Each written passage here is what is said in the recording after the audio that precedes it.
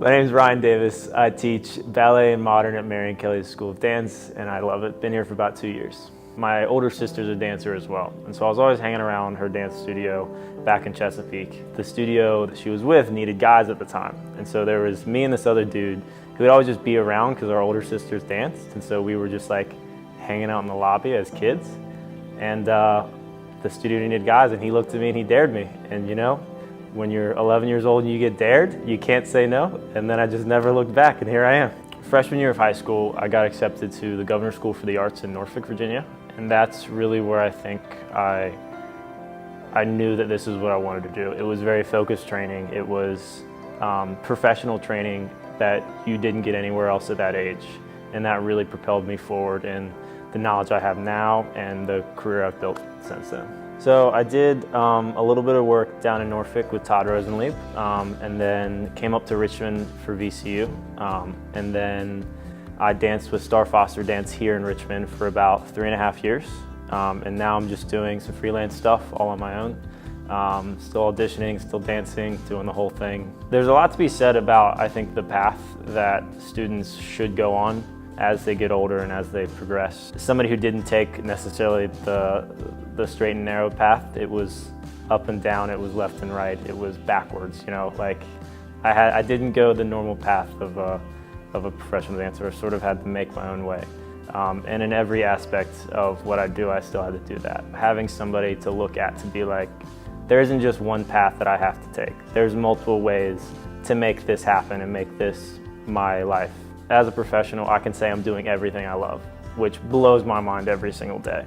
It's like, that's all I've ever wanted to do, right? It's like, I wanna make music, I wanna hit some drums, I wanna dance, and like that's my life. And it's crazy when people ask me what I do for a living, because it still just humbles me every time. Like, I don't have a real person job. I get to play around in the studio all day, and it's so nice. Creating smart dancers that know how to think for themselves and also know how to take in information very quickly and efficiently. Dancers who are in tune with their bodies, who know when it's something they're doing isn't safe, knowing when they have an injury, when to back off that and how to back off it, and how to take care of that injury to keep longevity as a dancer. You know, because this is a hard thing on your body. Like, we're constantly putting our body through things that they shouldn't naturally be doing, right? How do you train for the long haul? You know, the 10-year dancer, the 40-year dancer, you know. I don't know about everyone, but I want to keep on doing this for a while. And so I want all of my students to have the information to know how to continue to do this for their entire life. And so it's finding this yin and yang between how much do I demonstrate and how much do I give them verbal. The mirror is great, but it's an aid, and it's an aid that you don't want to get used to. You're not going to have it all the time. And so I love doing things that get people out of the mirror and is all about the feeling of it. It should always be about the feeling and the intention behind it, because then the rest will come. If you have that initial inner sensation and being able to work the correct muscles rather than just thinking about the visual line, I think is probably one of the most important things about dance and about training smart dancers. Marion's got a cool thing going on right now because we have so many talented dudes at the studio, talented boys, young men.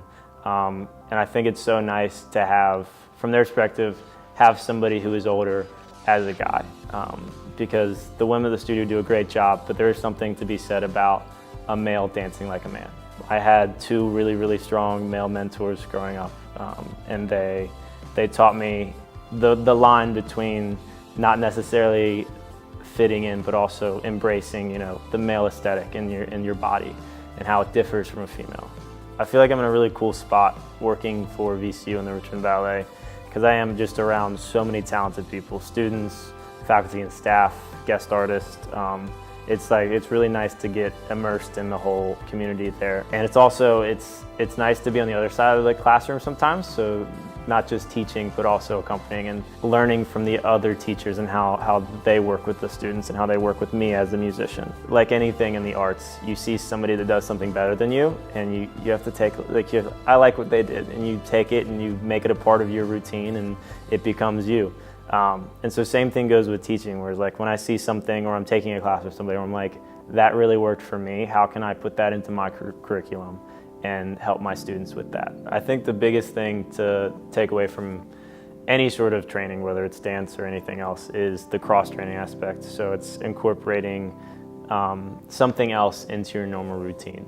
Because as dancers, we do work very specific to muscles, but it's also you need to balance your technique with your general fitness. I think it's so valuable to take a second and talk about the anatomy behind it and what they're actually working rather than just telling them to do something. No, we need to take the time and talk about how to move your scapula to create 2 inches of length in your arms. Probably one of the most valuable things as a dancer is to know your own instrument and to be in tune with it. So the more information you know about it, the better you can actually accomplish your goals.